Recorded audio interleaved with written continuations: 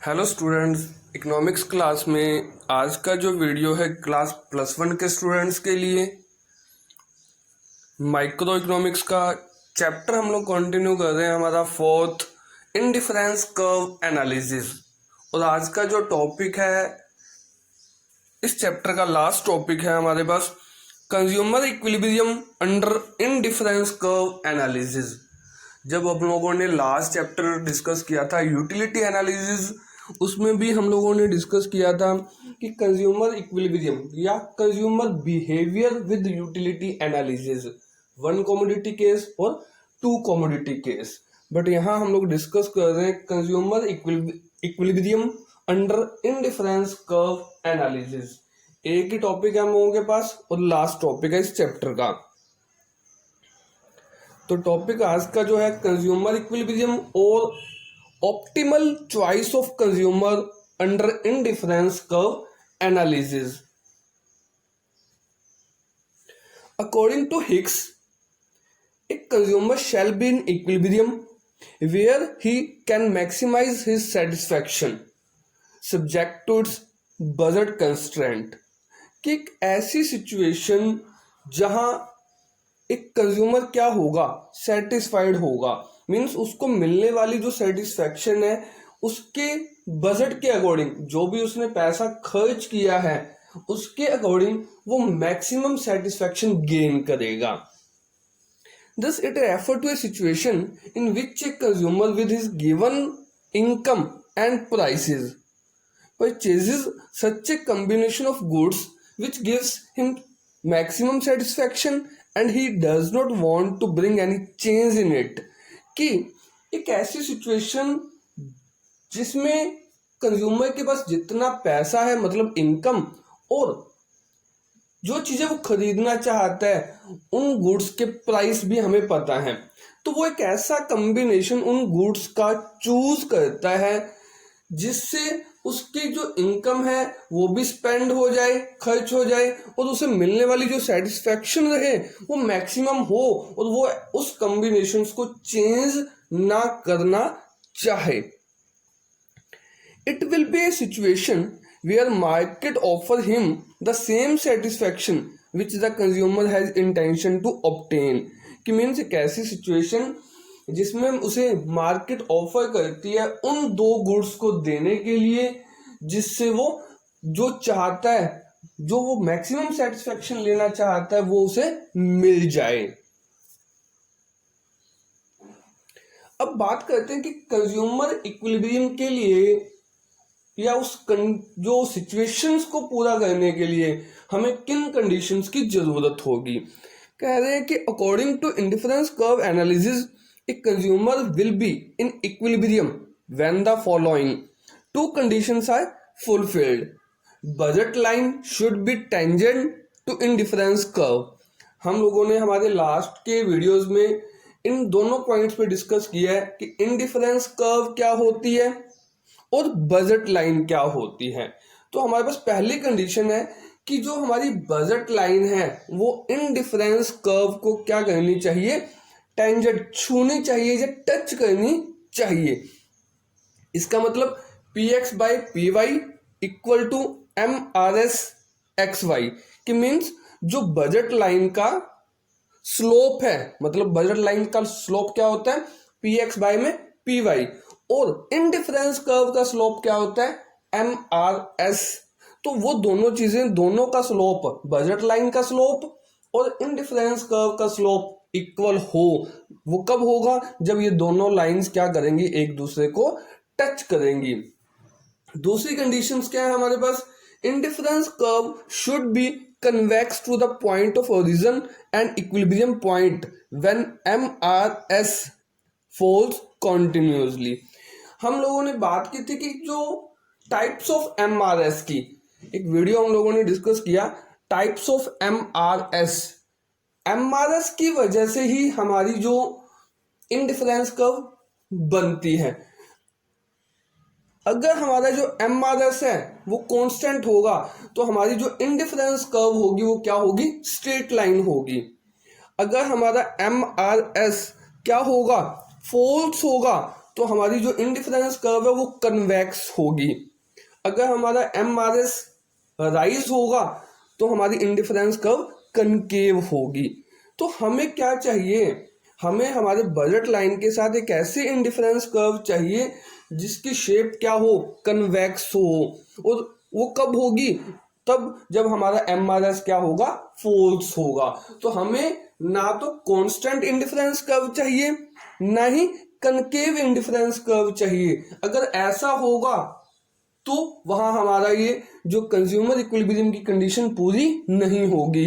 तो consumer equilibrium के लिए जो सेकंड कंडीशन है वो ये है कि इंडिफरेंस कर्व की जो शेप है वो कन्वेक्स हो।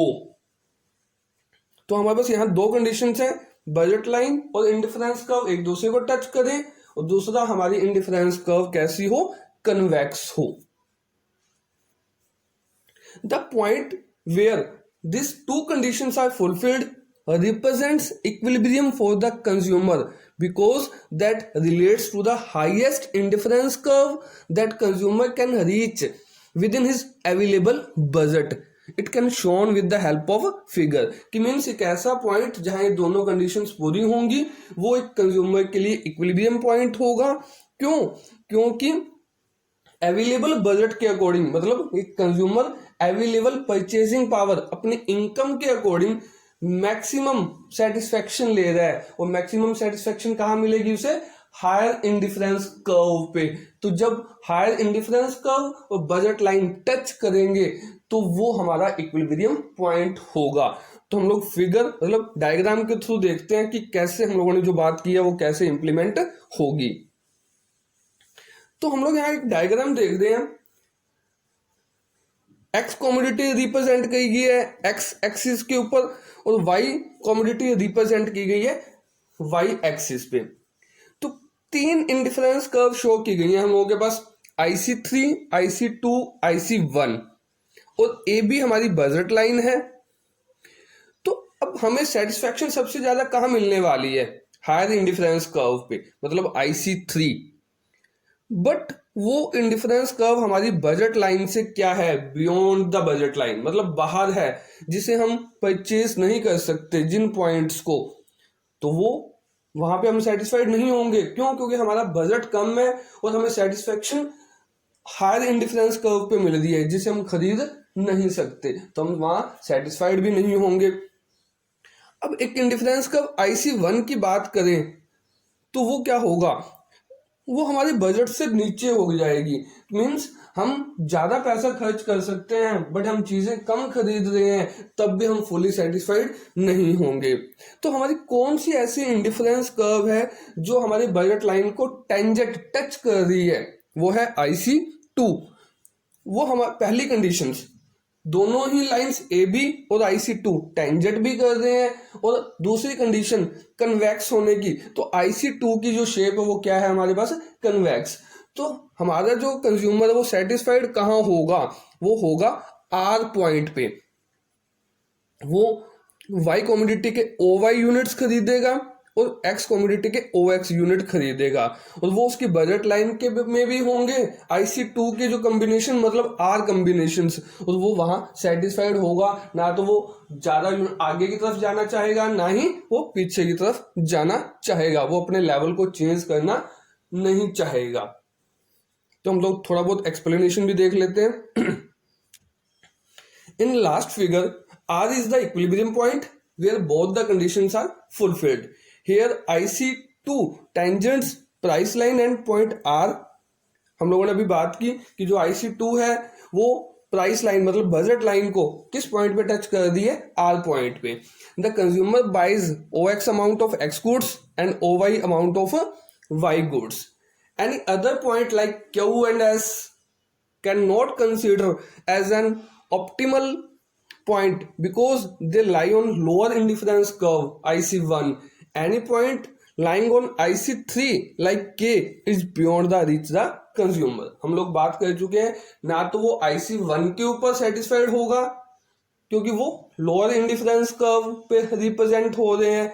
हम लोगों ने इंडिफरेंस की कर्व की प्रॉपर्टीज में पढ़ा था कि हायर इंडिफरेंस कर्व हमेशा हायर सेटिस्फैक्शन देगी। तो IC1 और IC2 में से तो एक कंज्यूमर किसे चूज करेगा, IC2 को कंज्यूम करेगा।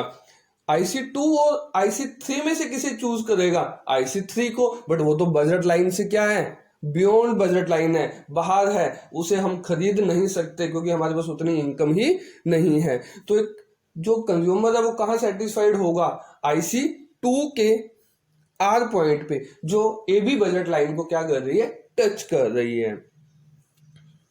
Thus, among all combinations on price line AB, R is on the highest attainable point on IC2 indifference curve that gives maximum satisfaction to the consumer. Besides it, following two conditions are met here. क्योंकि IC2 के point R के ऊपर दोनों conditions पूरी हो रही हैं। MRS XY equal to PX by PY, budget line का slope equal to indifference curve का स्लोप। और दूसरा IC tangents price line in the convex form, कि वो IC जो कर्व है IC2 उसकी शेप क्या है, कन्वेक्स है और उसे वो टच भी कर रही है। अब बात आती है कि अगर ऐसा ना हो, IC3 है तब हम सेटिस्फाइड नहीं है, IC1 है तो सेटिस्फाइड नहीं है। When MRS greater than PX by PY means indifference curve का स्लोप अगर ग्रेटर है बजट लाइन के स्लोप से, तो क्या हुआ, in case MRS greater than PX PY, consumer will buy more of X and less of Y good, which will make lower the ratio of MRS by which MRS equal to PX PY। कि वो दोनों चीजें, हमारी condition क्या थी पहली, कि दोनों का स्लोप बराबर होना चाहिए। अगर इंडिफरेंस कर्व का स्लोप ज्यादा होगा तो वो कंडीशंस को पूरा नहीं करेगा, वो ज्यादा यूनिट्स खरीदना चाहेगा। तो हम लोगों को इंडिफरेंस कर्व के अंदर हम लोगों ने पढ़ा कि कभी भी कोई पर्सन एक यूनिट्स को ज्यादा खरीदेगा तो उसको दूसरे यूनिट्स क्या करने पड़ेंगे, कम करने पड़ेंगे। बट अगर ऐसा नहीं होता तो इसका मतलब वो हमारी कंडीशंस को पूरा नहीं करता। सेकंड पॉइंट है when MRS less than PX PY, मतलब IC1 की बात हो रही है कि हमारा जो इंडिफरेंस कर्व का स्लोप है अगर वो बजट लाइन से क्या है, कम है, तो वहां हम क्या कर रहे हैं, X के कम यूनिट्स और Y के ज्यादा यूनिट्स खरीदना चाहेंगे। तो वो भी हमारी conditions MRS XY equal to PX PY को सेटिस्फाइड नहीं करता। Thus, the combination of X and Y good move in different ratios to equate it with price ratios. In any case, when these ratios are not equal, consumer cannot be in equilibrium. अगर ये दोनों ratios एक दूसरे के equal नहीं होंगी तो वहां कंज्यूमर सेटिस्फाइड नहीं होगा। तो कंज्यूमर के सेटिस्फाइड के लिए दोनों ही कंडीशंस का पूरा होना जरूरी है, दोनों का इक्वल होना और दूसरा इंडिफरेंस कर्व का कन्वेक्स होना। तो यहाँ हमारे पास एक टॉपिक था consumer equilibrium under indifference curve analysis, कि कैसे कंज्यूमर इंडिफरेंस कर्व एनालिसिस के अंदर सेटिस्फाइड होगा, किस सिचुएशन के अंदर। तो हमारा यहाँ वीडियो कंप्लीट होता है indifference curve analysis with consumer equilibrium, और हमारा यहाँ एक लास्ट चैप्टर, एक फोर्थ चैप्टर था हमारे पास इंडिफरेंस कर्व एनालिसिस का, वो भी कंप्लीट होता है। नेक्स्ट वीडियो में हम लोग एक न्यू चैप्टर के साथ डिस्कस करेंगे।